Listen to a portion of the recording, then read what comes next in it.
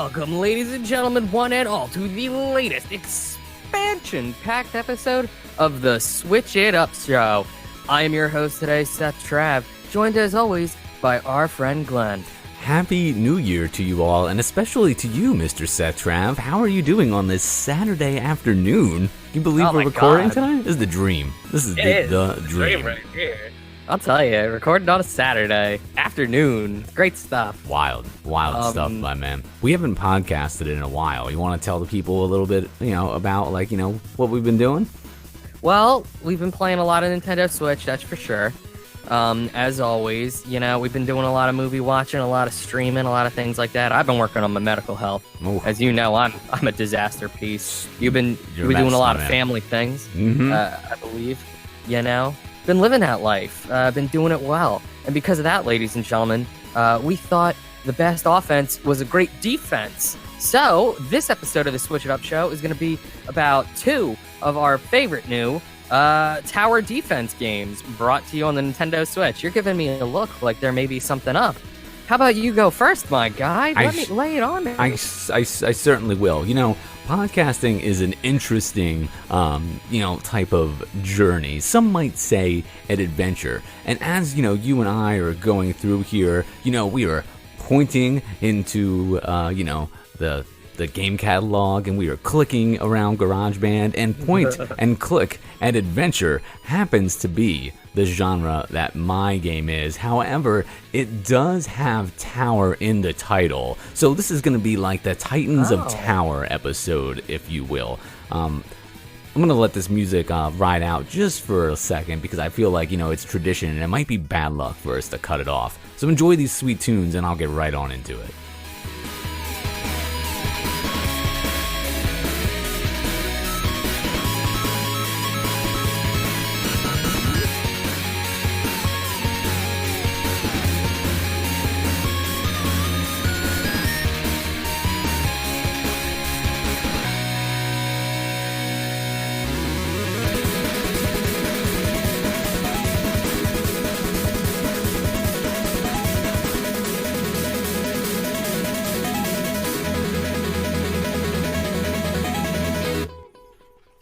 Alright, see, I told you I was going to let that music finish. That's the full song. We almost never let the whole thing finish, so I figured... I don't think I've ever actually caught the tail end. I usually wind up restarting it and just continuing to go. It's usually on, a repeat with a blend. Yeah, so it just never ends. Yeah, most of the time. But now you get to enjoy the full, the full experience. And we're going to try to do our best. We're going to dust off some of, the rust that attached itself to us over winter break. And we're going to try to bring this back to you, at full strength this week. But the first game that we're going to be talking about is going to be Neri Tower of Shirin. Now, this is $9.99 in the Nintendo eShop, and as I mentioned before, it is a point-and-click adventure game in the style of, let's say, Sam & Max. Okay, I love the Sam & Max. Oh, dude, I have a huge place in my heart for Sam & Max, and as I was playing this, I was remembering that, and I'm like, this game hit me in a good way for the most part. But let me go ahead, let me give you the synopsis, and I'll tell you a little bit about my experience with the game.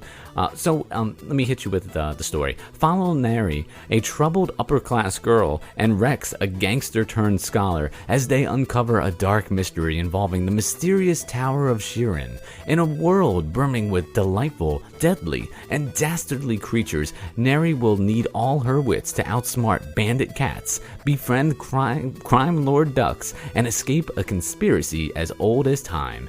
Neri Tower of Shirin is a charming graphic adventure with adorable characters within a troubled world that is sure to delight people of all ages looking for a strong narrative and puzzle experience. Enjoy a huge amount of ridiculously cute hand-drawn art, meet tons of charming characters, become absorbed in the captivating story, collect, trade, and combine wacky items, solve brain-teasing puzzles, and enjoy a beautiful soundtrack, all in Neri, the Tower of Shirin. Again, $9.99 on the Nintendo eShop. So let me go ahead and tell you a little bit about my experience with this game. As I mentioned, it is a point-and-click adventure slash I'm going to throw a visual novel in there as well, because you do have a little bit of that going on. So in this, of course, you are point and clicking your way around to solve puzzles and, progress the story. And basically what happens is, in the very, very, very, very first scene of this game, you, Neri, are kind of... you're informed that your parents have been abducted by the Royal Guard, and they may or may not be coming back for you. So your buddy decides that he's going to smuggle you out in a box to get you to safety. But as it turns out, you are kind of attacked by cat bandits, like meow, like that type of cat. And they kind of take you and imprison you in their little remote base outside of Shirin. So you have to kind of solve some puzzles to get yourself out and get yourself back to the city to discover kind of like what happened, and finish the story. I really do love the hand-drawn animation in this. The scenes, the characters, everybody looks like a cartoon, but like a very well-drawn cartoon. So when they say the beautiful illustrations, they're not kidding. It is adorable. The animals are really cool. I love the cat bandits. I think they are funny. But the one problem I was kind of having with this is, as I was playing it, like I said, it's a point-and-click adventure, which is fine. But one thing, and this is what made me think about Sam and Max, is that as you're point-and-clicking and talking to people, Sam and Max would spit the dialogue out at you like pretty quick. Like the words would come up on the screen, you would press a button, it would skip down to the next line of text, and you could navigate through. So like you as you would, yeah, you'd be able to read. Yeah, you tend to read those. Yeah, and you tend to read those. Like, I don't know about you, but when I'm playing one of those games, like, if it's not a particularly deep moment, I tend to read that pretty quick. But I felt like in this, sometimes the text takes a while before it like gets there. It's not horrible. It's not like there's, like it's taken forever. But I feel like there's a noticeable lag from when I press the button to when the text advances.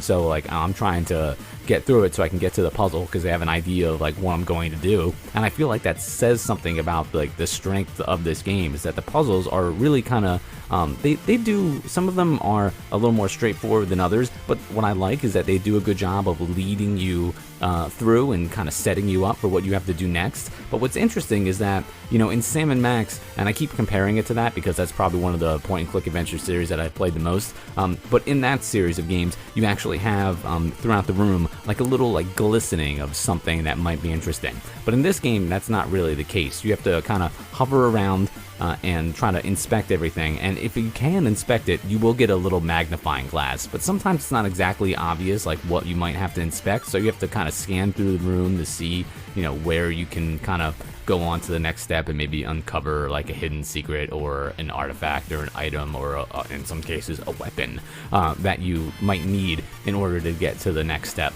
So it's a little weird, but it wasn't horrible. It's certainly not like super difficult at all by any stretch of the imagination. And there is as well, like later on, a little option you get to kind of give you a hint to be able to, like, if you're really struggling, they will throw up like a drawing up on the screen where you can kind of get an idea of how to solve the puzzle if you are stuck. So that is helpful. I never like these games to be too super difficult. Like, I like puzzle solving games, but at the same time, if I'm playing point and click adventure, like the adventure and the story is as important to me as like the puzzle solving. So it should be. Yeah, right, exactly. Like, I don't want the puzzles to be super difficult to get in the way of the story. I don't really actually like how this story kind of opens up. I get they want to kind of throw you into the action. Your parents are gone and you have to try to find them and get back to your town and discover what happened and learn the story. But like, I don't know, the way that it kind of just abruptly jumps you in like that, I didn't really like. I wasn't really like, not like I was against Neri, but like I wasn't drawn into it. I wasn't emotionally invested. Normally when you're playing one of these visual novels, like they're setting you up on like a long series and like, you get to know the character. I would have maybe liked the flashback, some more intro as to what was going on right in the beginning, just to kind of like pull me in like a little bit more. But I really do like some of the puzzles. Some of them are a little more obvious than others, like I mentioned, but some of them later on start to get really, like they're very well illustrated. Everything in this game is wonderfully illustrated, and the graphics are really good, and in that respect it hits it out of the park. But we've played a few of these point and click adventures on the Nintendo Switch, and I mean, if you're into like hand-drawn animation and you like the whole, like, I really think that having all the characters pretty much be talking animals is cool. But if that's your thing, if you like cartoon talking animals and like, you know, that hand-drawn animation style, and, you know, just a regular, like, you know, kind of run-of-the-mill point-and-click adventure, you might really like this. And the bandit cats, like I said, that you meet in the beginning are super funny. I'm into them. That's always good, you know? But overall, you know, I wasn't I wasn't like blown away. But don't get me wrong, like, everything in this game is done well. It just for some reason didn't really click with me. And I know you mentioned that right after the show today, you're actually going to be streaming this over on our Twitch, and then later on it should be like on our YouTube. So I'm anxious to see kind of what you think of it. For me, yeah, like I said, it's kind of like run of the mill. Like I said, it didn't do anything like horrible to make me like hate it, but I just didn't fall in love with it as much as I was hoping that I would. So for me, this is going to be a 3.5. It's fun. Like, I had fun doing it, but there was no moment where I was like, oh man, like I can't put this down. Like that didn't happen to me. But hopefully it happens to you. And if it does, and if you're a big fan of this game, then please reach out to us over on Twitter at Switch It Up Show. We would love to hear from you. As always, we always want to hear from you. Be sure to comment, subscribe, rate, like over at our YouTube. If you search Preach Network or Switch It Up Show, we use the hashtag on that YouTube. So tag it up if you want us to talk about a game, because we love all of them. Kind of. It's interesting that you said that your game kind of just threw you in this story mode, and that you didn't like that, because mine did a similar thing, and I really didn't mind it, which is kind of a weird thing to say. I was saying, what's that? I said, I wonder if maybe that's because, like, I mean, and I don't know, because I'm sure you're going to introduce your game a little bit, but tower defense, at least in my, like, you know, my experience, usually not super story heavy. No, so, that's like, the thing.